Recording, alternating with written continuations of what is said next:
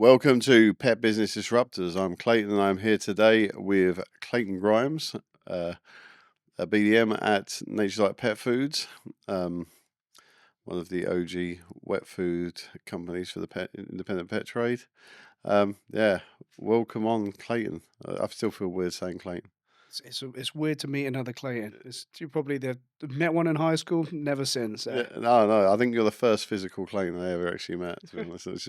Which is such a weird thing, isn't it? Yeah, I remember obviously when the when we first introduced ourselves and saving you under a contact on my phone. It was a bit of a weird moment for myself, if I'm honest with you. So yeah, Yeah, so yeah, man. So yeah, thanks for coming down to Peterborough. yeah, appreciate it. Love the studio. Yeah. Yeah, it's good to be on. Appreciate the invite. Yeah, man. Yeah. So look, how did you like talk about your background first of all, just in how you ended up at Nature Diet and yeah, what led you to be in the industry? So I'm quite new to the pet food industry. I say new. I've worked for the Skinners Group, which is a part of Nature Start is majority owned by the Skinners Group. So I joined there about 4.5 years ago as a warehouse operative at the time, and then moved into a team lead. Did their like e-commerce and website, so to speak, orders through there. And then a couple of years after that, moved into marketing. Just wanted to try my hand to see different aspects of the business to really see the nitty gritties. And that naturally led me into sales, which I've been doing since September-ish last year.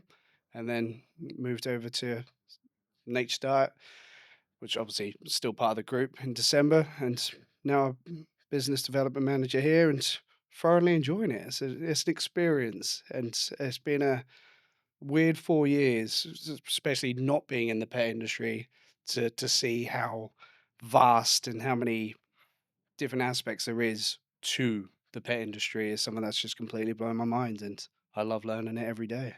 Uh, yeah, it's it's like I say, it's a very unique industry. It's a very knowledge heavy industry. Um, like obviously, part of your role is you're going out doing the physical meetings with people and like selling the product. And nature that's an interesting one, obviously, because as a brand, it's something I've been involved with since I was a kid. We sold it my knowledge of it goes back a long, long time to the days of Content Pet Foods when it was a frozen meat company to when it first came out. I remember meeting Robin in his kitchen and him making me eat it, like telling me, "Oh, you can eat this yourself," and giving me a big scoop of it, and it being absolutely disgusting and tasting like grit in my mouth, to be honest. Um, and then yeah, like obviously then seeing the changes, like the company then moving from Chiddingfold up to Norfolk, and they also were one of the companies that took the decision while I was running at wholesalers to remove distribution from um, all its different constituents and just give it all in totality to Best Bet. So it was a company. I wouldn't say I was that annoyed about it at the time because it wasn't as important to me as it had been, let's say historically, because it had problems with production and that sort of stuff before. But yeah, it kind of as a brand, it kind of shot itself in the foot a little bit in that sort of time. And I think like a tough thing for a rep is going out and actually like meeting people who maybe wouldn't have perhaps the most positive view of a brand. Um, not for not for the reasons behind like there's anything wrong with the food because I've always thought it's an excellent food, Mm. but because of distribution issues in the past. Yeah, I think from the history that I know of Nate Star, I think we started manufacturing like raw food originally, and we went into wet foods, and we used to be in the trays. We were in the trays for a long time. It was a hugely popular brand, and about 7 years ago now, we moved into Tetra, and we are still one of the only manufacturers in the UK that use Tetra as a wet food. I'm sure we'll get into the manufacturing side of things a bit later on, but there was some decisions at the time, and it's been hard to recover from that in certain degrees. I think it's been awkwardly communicated, especially to the independent pet trade. But Nature Diet as a company is doing really well, and yeah, I really enjoyed the sales side of it and getting into the nitty gritty with the customers. So yeah, it was an excitement going out to meet the stores and hearing all the good sides and all the bad sides of the company. But as you were saying, like the heart of it is the product has been fantastic. And I think once we've got over a few hurdles, we're actually on the positive now. And it's really good to have that experience to say, look at us recovering and look where we're going. Yeah, there's some big things on the horizon. It's nice that H Diet as a company has got a long term vision that I think at the time, especially like you said, when we pulled out some of the wholesalers and made some decisions in reflection, in hindsight, were probably a bit drastic at the time. It's nice to be on the road to recovery, so to speak, and to be on the Th- They, really positive. they were always an all-in company. So I remember when they went from frozen to nature diet, it was like literally, it was like, yeah, we're not doing any frozen anymore. And wallop, they were just all nature diet. And a bit like when they moved from the trays to Tetra Pak, it was like, yeah, we're not doing trays anymore, full stop. While we're just doing Tetra Pak, and it's kind of always been the ethos of the company historically that they just like All in. all in, no matter what. And don't get me wrong, there's benefits to that. But if you make a mistake, it's also a great way to damage your entire business, you know. So Yeah, no, this yeah, Dan, who was meant to be joining me in on the podcast, he's still a founding member of the company. So it's his family that were well, the founders of it. So it's nice to say it's still part of a family run company as well as obviously being part of the Skinners family run. So it's really nice to have that. But like you said, it's we have been all in. I feel like that's just definitely how the company has been running. We're all or nothing, so to speak, and we have to live with them decisions. And it now the decisions are paying off, and I think we're in a very positive position to really strive forwards and go for more opportunities and really I know it's a buzzword in the industry, but the innovation of the opportunities and go forward is good, yeah, which is good. and that's the thing. I think like now we're in 2025. I think the Tetra Paks are great for the market. Yeah. I think that you could argue that when they first decided, it was too early. And for that reason, like a transition would have been nice, I think, for the company as a whole, because I do think like the Tetra Paks now are bearing out. There's a lot of the new brands that are coming through. Obviously you're white labeling a huge amount for Huge amount. a lot of different companies who are doing a Tetra Pak style dog food. Um, and I think that the day of the trays is over as well. I think like although you still have, let's say, your Fourth Glades, your United Pet Foods producing, I don't see the growth in that medium, to be honest. So I think like Nature Diet is uniquely well positioned Yeah. in what they're doing, but just as a business strategy, I think that they just jumped way too early, to be honest. Yeah, I think I'd love to have been in the on the board or in the room when the decisions were being made uh, through the transition, but it's paying off now. Like you were saying, I think we went from an all plastic product, so to speak, to reducing that to the Tetra, which is basically 81% cardboard or paper, so to speak, and highly recyclable. So we're taking that step to that sustainability side, and that was the big push that we had with the decisions then. And obviously, a lot of the conversations now is hugely positive in terms of sustainability. Well, one of the things that Nation never lost is the quality of the food, which is, I think, something that we've had to renegotiate. Like the food is still fantastic. It's just in a different packaging, and people are getting to grips with that now. And it's not so much of a I don't like it. It's now like oh yeah, like etc. And it's used in the tomato purees and other food formulations, but just for the pet industry, it's quite new. So now it's starting to Yeah, shine a light on that and do really well. yeah. And like I say, I think like it will. It's one of those things that will grow. I mean, I think when it comes to Tetra Pak, I think like different market acceptances have been different. I mean, like look at United States, for example, and companies that have made Tetra Paks there have failed because America is still such a tin-based market. Yeah. And I think that was the challenge in the UK at the time was it was a tray based market for that type of product, and that like the move came too quickly. I think it was too early and too quick, but um, yeah, we are where we are, as the man says. So tell me about like obviously, yeah. One thing I want to sort of get into with you, Clayton, is like as a sales rep, like I can give sales reps a little bit of a bashing on the podcast in terms of Yeah, please do. I'm here no, for your no, no, ears. but as as a value proposition, but I know you do extremely well. I think you're you know like an excellent rep in the sense that you're very likable. You get on well with the customers, and you do a hell of a lot. Must be a Clayton thing, I reckon. I think so. Yeah, I wouldn't like to confirm or deny that, but I think that's the thing. But what was your ethos when you actually started going out and seeing people, and what have you changed over time to make you successful? I think it's my point of view from being out on the roads is that that first few months of speaking to people was very much like where's Nature Star on the market and trying to present it in try to there was obviously quite a lot of bad blood with the independents, is probably the best way to put it. So I was became a bit of a soundboard when I first went out and started to have to paint a better light of the Nature diet and the company from some of the decisions that we spoke about earlier. But in terms of the ethos, I've always went out there to, and I love the product. I actually think I feed it to my dogs, and I feed it as a topper, but also as like on licky mats and Kongs and other brands available. I don't know if what we're allowed to say in No, you say terms of whatever that, you want. Say whatever you want. but I kind of use it as one of them stimulating and help the dog relax kind of wet foods. So I went out there with an ethos of just changing that mindset of any negatives and trying to push them into a positive.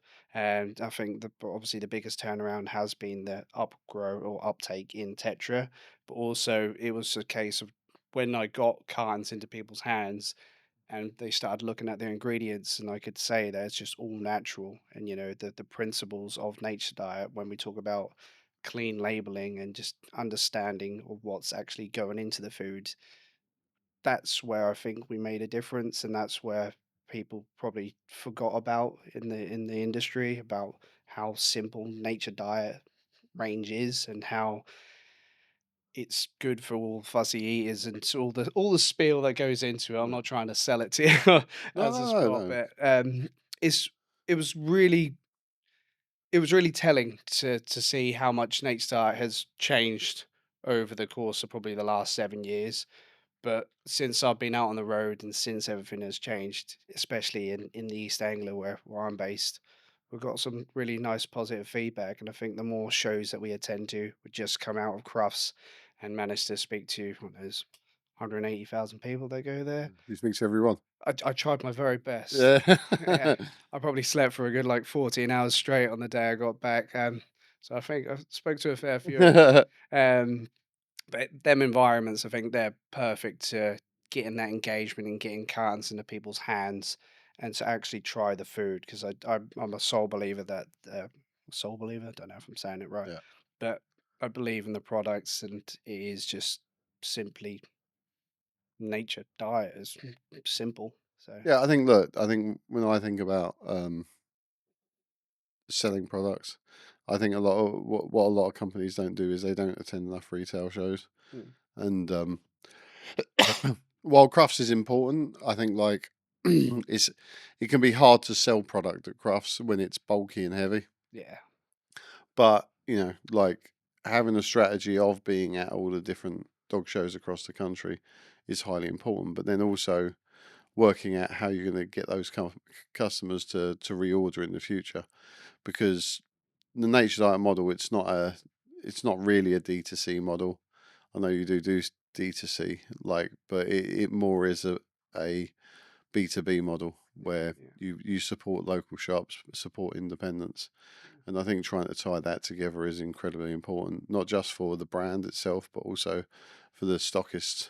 Yeah, no, I think the value of the independent pet specialist stores and all them are uh, essential for any company that wants to do well in the industry. I think speaking to the pet owners and the pet shop owners, should I say, their knowledge, that what they can pass on to the customer is phenomenal. So if you can get them on board and get them on the dream with you, and to really work with them, and you offer them a service where it's we're only a phone call away. I always say to all of the customers I deal with, or the stores I deal with, is call me anytime. I had a case where I had calls on Christmas Eve and on Boxer Day. I'm happy to speak to anyone anytime to solve a problem. That's kind of my ethos. But I think that really comes through as a nature as a whole. The reviews on the website and our customer service team are phenomenal. But I also just think the team that we have there, from the accounts to the nutritional team, yeah, that obviously covered Nature and Skinner, their knowledge are phenomenal, and they're not here to lie to you. They're here to actually give a service. And I think that, and you link that to the stores, and to tell them that this is all available at the palm of your hands. If you're happy to work with us, I'm happy to work with you, really helps sell the product to them, really. So Good. so when you go into stores, like obviously, how is your your general pattern in terms of trying to get stores to take it? Do you lean on your wholesale partners, or do you try and serve direct? How, like what what on one side, what do you prefer doing, and also what do your customers look for, and what do they prefer doing? I think we deal with a lot of variations in sizes of stores. So it might be the largest stores we can take on direct, but in the independents, we do push a lot through the wholesalers. So we have a great relationship with wholesalers that cover up and down the the country, should I say. And we always working with them and their rep team to really expand the reach of Nature Diet. So we don't have to limit anyone to cases purchased or anything like that. We can put all that through wholesaler, so people can experience Nature Diet and get hold of Nature Diet as easy as they want to be. Are you back in with all the wholesalers now? Because Yeah. obviously it was the case that you just went exclusive with Best Pets. Yeah, no, them times have changed. We're now back with probably the top ones in the country, obviously, like the Pedigrees, the Suebridges, the Cop Dogs, and Best Vital. like uh, pair Best Pets, Vital, Yes, yeah. Vital, Trust. Ongoing conversations there. Okay, We'll see how we got on. okay, Now we're in with all of them essentially. We're just trying to iron out what products are available and making sure the whole range is available with everyone as yeah. well. So So when you go into the average store, like what? How do you? Because getting dog food into stores is probably one of the hardest tasks in the absolutely, trade. yeah. Like, so what do you? Is there any strategies you use, or like what is your general pattern? Like, how do you convince someone? Like, let's say I'm Mr. Pet Store. Like, It's how, good luck and charm. That's what I call yeah. it. What would be your particular pattern for trying to get your product in the door with me? I I like to just feel I never like to cold call, so to speak. Obviously, that is 90% of what I end up doing.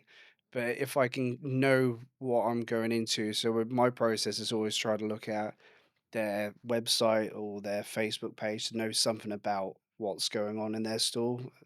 So when I go in there, I can either approach them by name, and to try and break the ice as soon as I can on arrival, because I don't think there's anything worse than someone, when you get someone knocking on your front door, you don't want to let them into your house, do you? So but in terms of like the sales pitch, I normally see what is working for their store, and for me, it's always about how Natesite can fix a problem or be in an area which will perform well for them.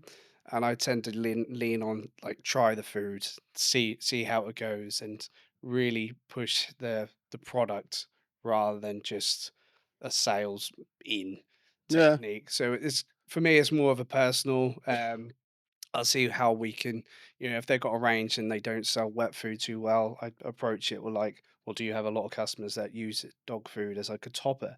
One of the things that we talk about quite a lot is, if one of the best stores that I speak to is quite close to like a caravan site, and if you've got a lot of raw feeders in the area, what do they use as an alternative, or what can they, just the convenience of that? So a lot of people use like our purely range, for instance, as like a raw kind of convenient product. And then, but Yeah, so I just try to look to see what they're missing, what we can provide, and then really talk about the positives next diet. Any bad blood that may have happened, we try to iron that out while we're in there on the Yeah. first call. It might take a few calls to obviously get back on the good books, but I do believe that when people try the product, that's what it sells itself. So it's just a case of just are they willing to try it and how much time they can leave me in the shop to beg, cry, and maybe hide a carton on their shelf Uh, somewhere.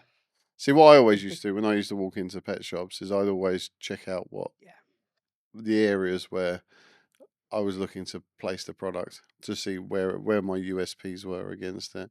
And I think, look, Nature has got strong USPs in the fact that it is a very minimal ingredient product. yeah, It's not cheap. It's not expensive either. So yeah. when It's sorry, you compare it like for like in the category, it's actually very reasonable price.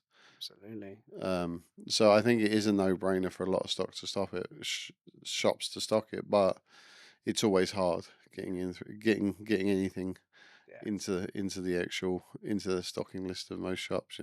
I feel for obviously the pet industry and then the pet shops because it's tough times economically for everyone. So to invest in a new range or to bring back a product that probably you used to sell is always a difficult situation or a difficult conversation. But that's where I think there's definitely the market is changing. I think we obviously everyone that probably been on the podcast talks about the humanization of food and how everyone treats them as their babies. And I'm one of those people, so I can't complain. But that's when everyone is now starting to look for that new natural food. They're spending a bit more money. So Nature Diet, the price of it is actually such good value for what it is. That's the market we're in. It's obviously a very competitive market to be in, but just getting that on the shelf and having that shelf presence is brilliant. One of the things I always try to say to people is having one range on there, so like one flavor. We have obviously 15 in the flavors and some treats as well, but one flavor will never sell it No, because it's a Tetra Pak and it might not look like the same amount of food as a tray or a tin or anything like that. But as soon as you've got a few flavors or in well range on there, that's when it starts to get picked up. this comes down to the merchandising thing. Yes. That like if you can block the successful merchandising is about blocking an area, Yeah. block branding an area, and then it's not a case of do I want that product or not? It's what flavor do I want? What Exactly. product do I want? And you do need to block brand areas. And I always warn people against buying one type of anything when it comes to foods. That like realistically, if you've got one rogue customer who's buying, I don't know, like some brand of dog food, yeah, and you really want to serve them with it, maybe keep it out the back because Yeah. it doesn't look good on the shelf. Yeah. Yeah, you're better off getting block branded areas where it all looks good together to actually sell it in. But then again, that's more commitment in terms of shelf space, Yeah. Yeah. and it's about convincing people to actually make that switch over. Yeah. I think it all comes down to like 3 points when I'm talking to people. Is obviously the price point is normally well they jump down your throat with. The second one is like the convenience of how quickly they can get the product or where they can get the products. And the third one is always about the quality because you don't want to pay pennies for a crap product. It's hard to get or it's not good quality. So I think if where Nate Start fits in there is it's a good quality. We always talk about how we can trace our food back from their ingredients we locally source, quite proudly made in Britain, made in the UK.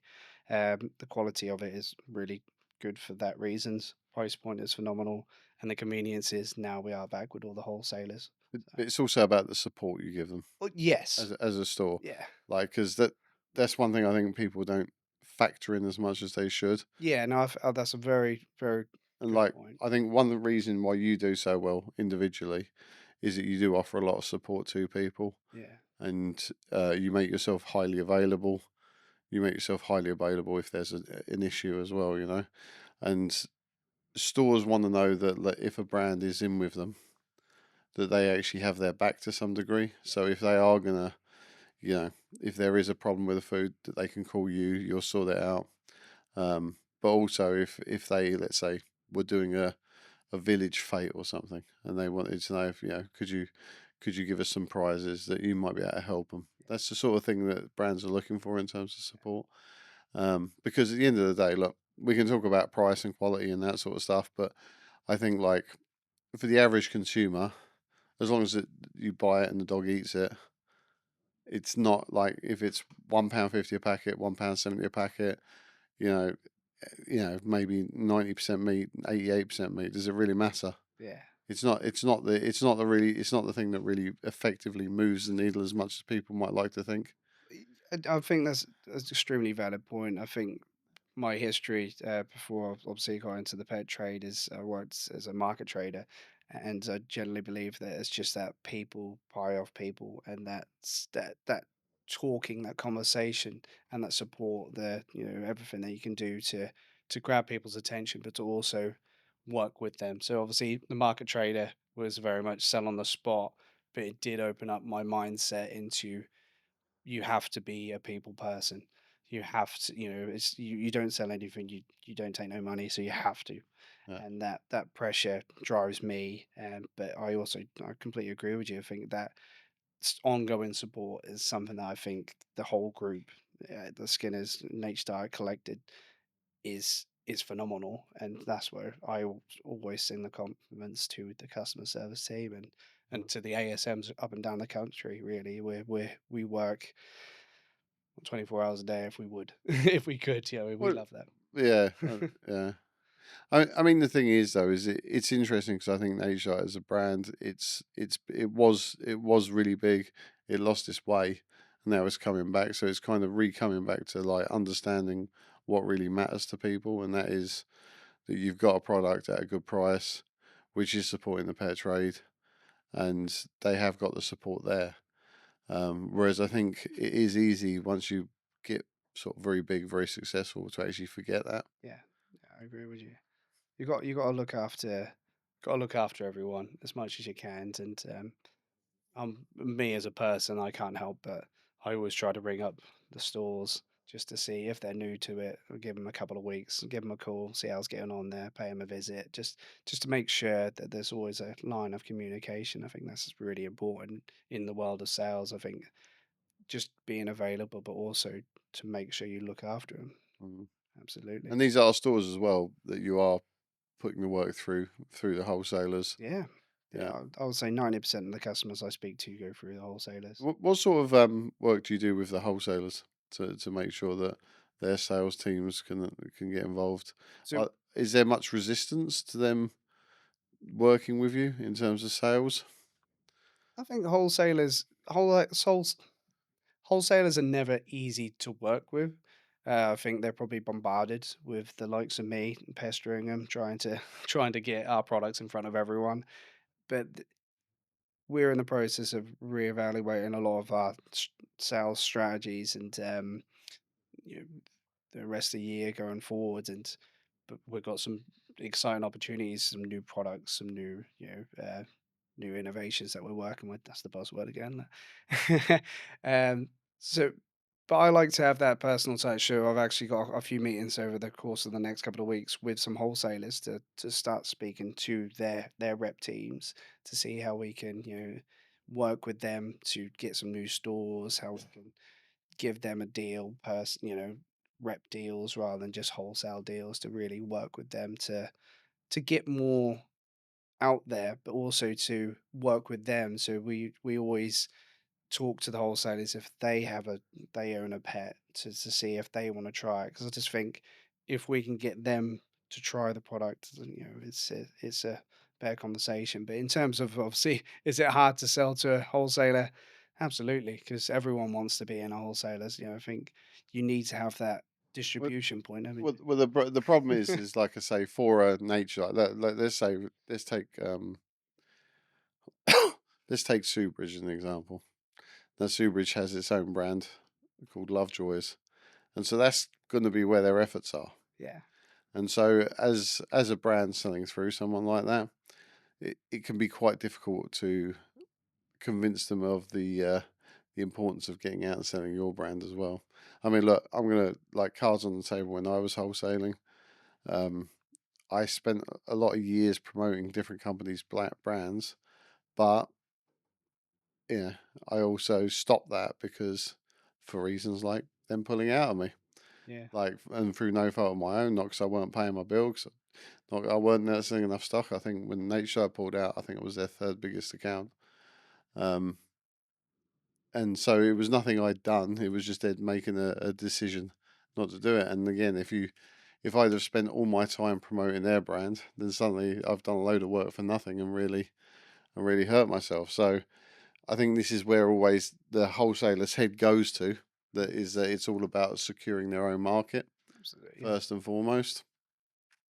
But then the problem is that as a brand, like going out and seeing the shops, it can be hard to like it's always nice to get guidance if you can from wholesalers as to Yeah. what are the best shops to visit, who should I be going to see, that sort of stuff. And it's I would imagine the amount of help you get on that is limited. I think we well, obviously we have a lot of conversations with a lot of the wholesalers. We do have that kind of relationship as a group value into these wholesalers as well. So there's a lot of doors that we can speak as a group offering, which is quite nice. In terms of the support, I think most of the ones that I speak to are very supportive. I don't know if they're sales pitching me when Yeah, I'm sales pitching them, so to speak, but it's it's a growing relationship, and I think the more you put into the relationship, the more you get out. And the conversation I always tend to lead is how we can work with them to make sure they get something out of it. So it's you can't be selfish in when you're speaking to a wholesaler from my input because they need something as well. So it's about working together, and yeah, it's tough. I'm no, not here to lie about that. That's tough. That is definitely tough. no, but it's just an added layer of complexity, I think, for a Yeah, manufacturer. yeah. I'm quite new to that side of things. Obviously, what when I joined as a sales, I went and just visited all the independents and some obviously the larger retailers in the region, and I've kind of incorporated into speaking to some of the wholesalers and some local wholesalers as well, not just the big ones, just some of the local ones. But it's definitely a different approach that I've never had to do before. So, from my point of view, I'm still learning on the job. I'm happy to say that I win some, I lose more, but that's part of the job. I personally believe. I Yeah. mean, if you win them all, then good for them. uh, yeah. So, uh, so you also do all the shows. Yeah, I love Mm, shows. Yeah, yeah. See, like one of the things I'm obviously a big advocate for is brands getting out and visiting the customers directly, putting products in their hands. Um, w- like, like what kind of strategies do you look to sort of put in when you're at shows? Like, do you have KPIs in terms of what you're actually looking to achieve when you're there? I think we haven't done shows for a while. Obviously, we've done crafts for the last couple of years, but we're now this year we're really trying to amp that up. And then over the course of the remaining of 2025 and then going into 2026, we'll be definitely looking to attend more shows. One of the things that I do in kind of supporting the marketing at the moment is to look at sponsorships with other local shows, and if I can attend, I'll gladly be there because I think the importance of getting in front of the end user is probably the biggest difference we can actually make for us as a company. Simply because, like you said, it's not led by KPIs, but I think we always try to make sure that we get enough samples out there. So as we go out there, have good conversation with end users, they can try the food, and then it's a case of either bringing them in to say they're stocked here, here, and here, or it's available to buy X, Y, and Z, and then we can direct them to come back. I think obviously I've repeated myself, but I believe in the product is that good that if people can try it and love it, and we can offer them service and make it easy and convenient for them to get, that's where it goes. So yeah, it's a great. I love shows to try out the foods. I'm always got a packet of treats in my hand. I'm always always there to do the old Right. market trader You spiel. got And an open, put your hands and take a glove out and I'm not ashamed. I've tried all the food and I've done anything to get some dogs' attention on the stand. That's for sure.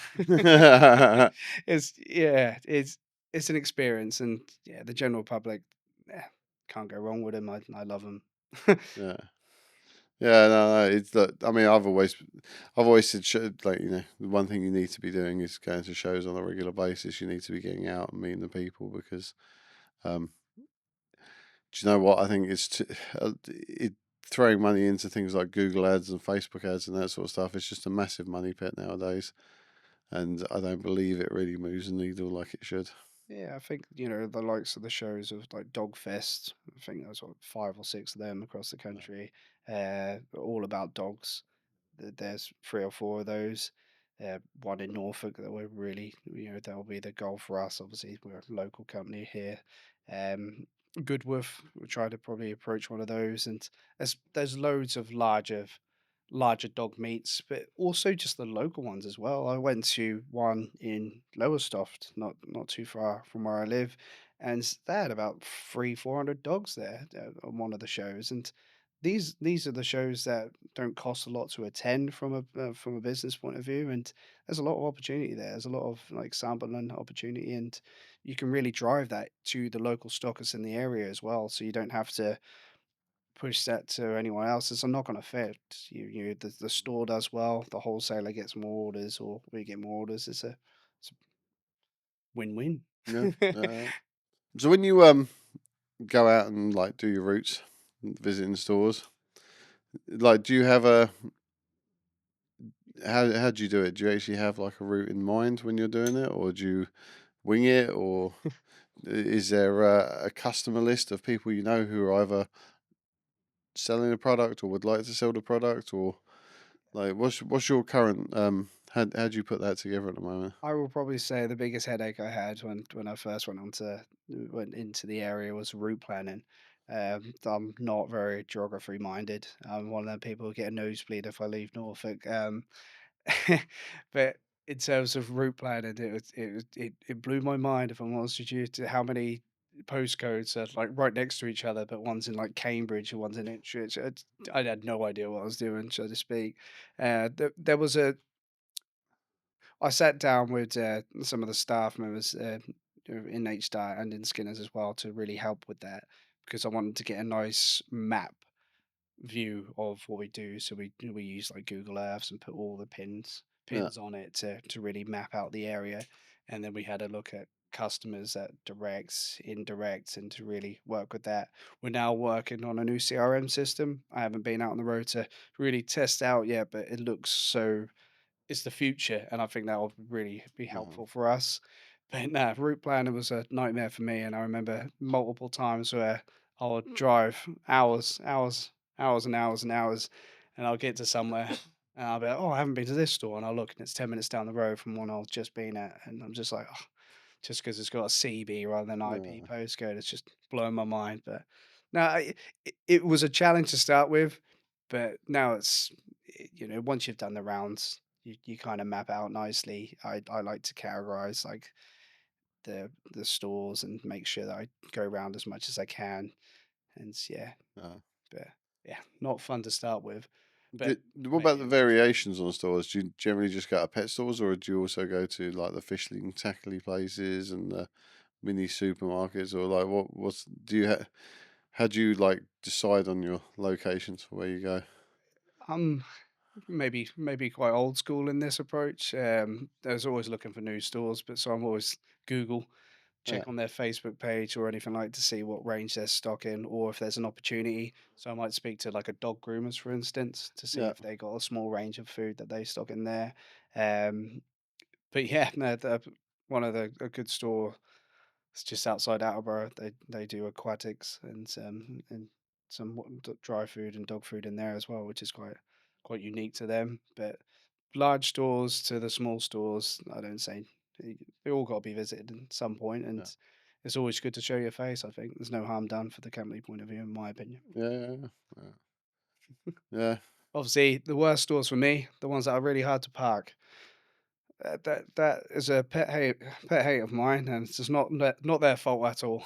Uh, That's yeah. well, yeah, but then it also like with stores that are hard to park, I always think like like it's a hard thing for them to retain customers as well. By the same token, because if you can't park anywhere near, like the, pretty much their customers can't either. Yeah, And so that's a big problem for customers nowadays because we are a driver led, absolutely, yeah. thing. So I think the advantage of them shops though is they tend to be in the rural or like the village, like that is the pet shop of that area, yeah, and there's quite a few that I work with, and you go in there and you're in there for longer than you should.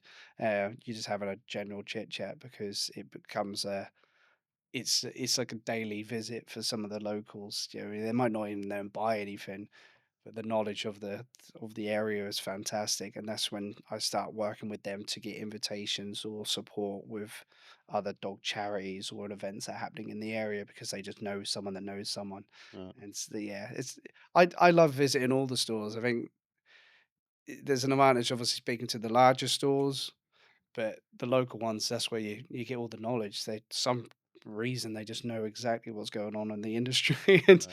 blows my mind. But obviously they've got to stock a limited amount because they're a smaller store. So Yeah. yeah, important to have both sides of the scale there. How useful do you find it? Because obviously you've been involved with the manufacturing process. You've been right around You've been like having worked around the business as a whole. It gives you a very different edge to when you're talking about the product and understanding it because you've seen it being made. Like how useful do you find that? I think for me, I've been very fortunate, and I think working for a family company is quite nice to being able to work in the various aspects of it to see how the food's made. Obviously, it blows your mind how the factories are run. Obviously, if you go to a dry food factory, you see limited amount because it's all done by machinery. But when you learn about it, it's like, wow, that happens. Nature Diet as a factory is phenomenal in terms of what you can see throughout the process from the raw materials going in to it to be completely processed and I always describe it as a Wayne's World, where you put the little glove on the machine that goes round. That scene there, you can actually see that happening at Next Star. All the cartons coming through, Yeah, it's phenomenal. But also with the staffing, because you learn how the machine runs, what it can and can't produce. Obviously, from a manufacturing side, we we are limited to various size cartons, but the ingredients that go into that is phenomenal. So you can have insect, for instance, pure insect diet to a broth kind of like diet with some of the manufacturers we support. So yeah, yeah. Because I know like when you under your white labeling program, you don't just do let's say a pate type dog food, but you also do things like liquids yeah, in there, and there's quite a big variation of the things you white label in the factory. absolutely, yeah. We are the only manufacturer in the UK, so if you see a Tetra carton, it's high chance that's made by us, which is a phenomenal shout to the factory's capacity and to the the limitations are quite endless there. So the likes of like Fur Boost, Yeah, which obviously is the broth type, uh, it's a really lovely product, if I'm honest with you. yeah. Tastes quite nice. Uh, Have you tried it? I'm not I'm one of them people I always think, if it's good enough for the dog, it must be good enough for me. I'm a bit of a weirdo like that. Yeah, I Uh, don't feel like that at all. I'm like, I never ever look at a pig's ear and go, "This is good enough for him." I'm like, no, they can have that. yeah, no, that's fair. That dried bull's penis. They can have that all for themselves. Yeah, yeah, you got me there actually. There's probably a few things I'll turn my nose up to actually. But yeah, all insect diets, the the consistency, the way they turned out, to think it goes through the factory and comes out in the Yeah, way it does is phenomenal. And the fact that everything's cooked like in the packaging, yeah, to maintain that like nutrient value is phenomenal. It's great to see. It's a real moment, and we're going through the BRC accreditation at the moment in the factory, and we're hoping to have that done in the coming months really to get it all signed off. Yeah, I mean, seeing the actual like the Yeah, you came to the site. yeah, seeing the actual production process was actually quite interesting. The fact that the raw materials are put together, then it's mixed and put into the packets. It runs down, it gets sealed, and then it goes into the ovens. Yeah, Spends time in the ovens, and then comes back out. It gets like washed down and repacked. Packed for a final destination. I mean, it's a very slick operation. absolutely. It's also interesting to see the whole process of how it gets on and that sort of stuff. I think it's I've been to a few factories to just to see what's going on, be nosy.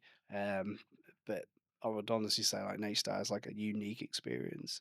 And yeah, the things have changed in a bit now, obviously with the BRC accreditation, where you'll have to be suited and booted. I call them moon boots, so to speak. But yeah, Yeah, it's like water baths in and out, and yeah, walk through those like mega brushes that like brush the crap out of you as you walk through. exactly. So it wouldn't be too long for we're in the one of them contamination zones and getting shot. I reckon with Yeah, but that also then gives you the ability to export more efficiently in Europe, doesn't it?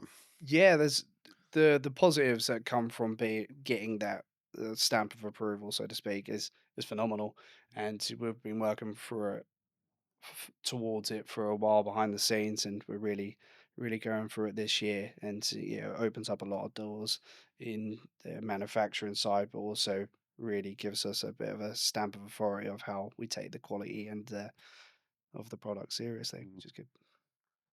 Yeah, no, it's interesting.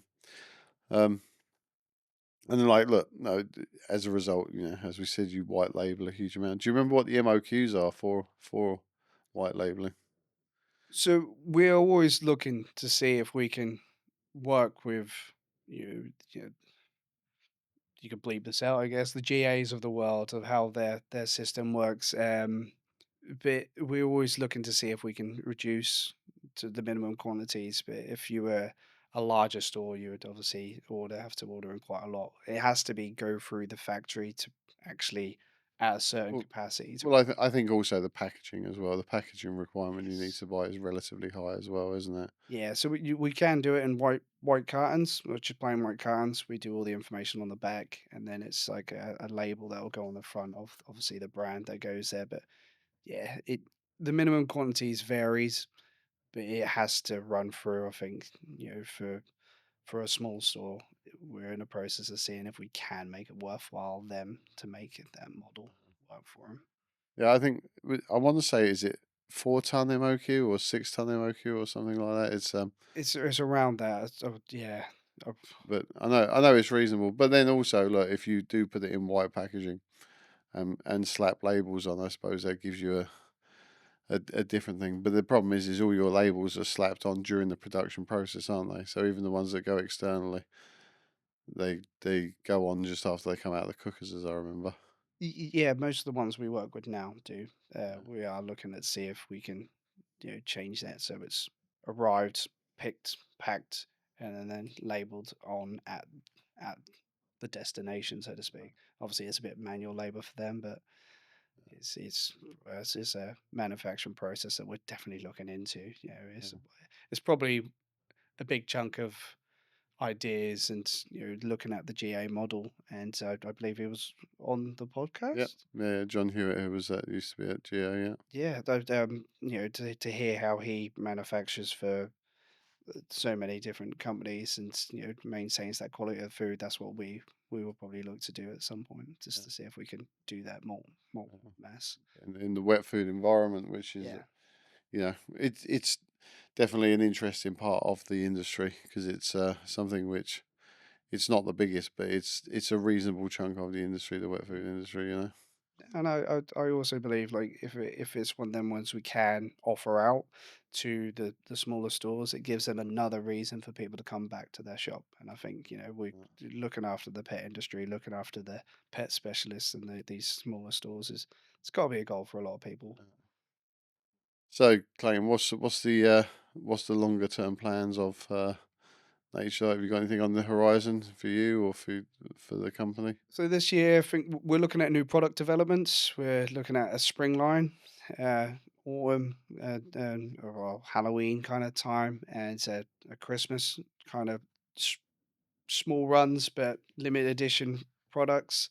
We're looking Like at lamb and mint and yeah, stuff like that, is we've got it? spring lamb coming out. We've got like a it's not finalized yet, but it's a bit of a spoiler. But we're looking at like a pumpkin-y one for like the Halloween and Yeah. like a free bird roast or something special going into the Christmas. But something unique. Just one of the things in Nate Star, we haven't really changed anything for a little while now. We've had the same range. We needed to spice it up. So this year we're looking at seeing how we can innovate and really expand the range and to really grow Nature Diet as a company, but to offer some new experiences as well. So we're not saying no to looking at supplements or some new treats or Yeah. anything in the range there. So Yeah. never And say no. and also, I think you're doing more work with charities and that sort of stuff at the Yes. moment, and Yeah.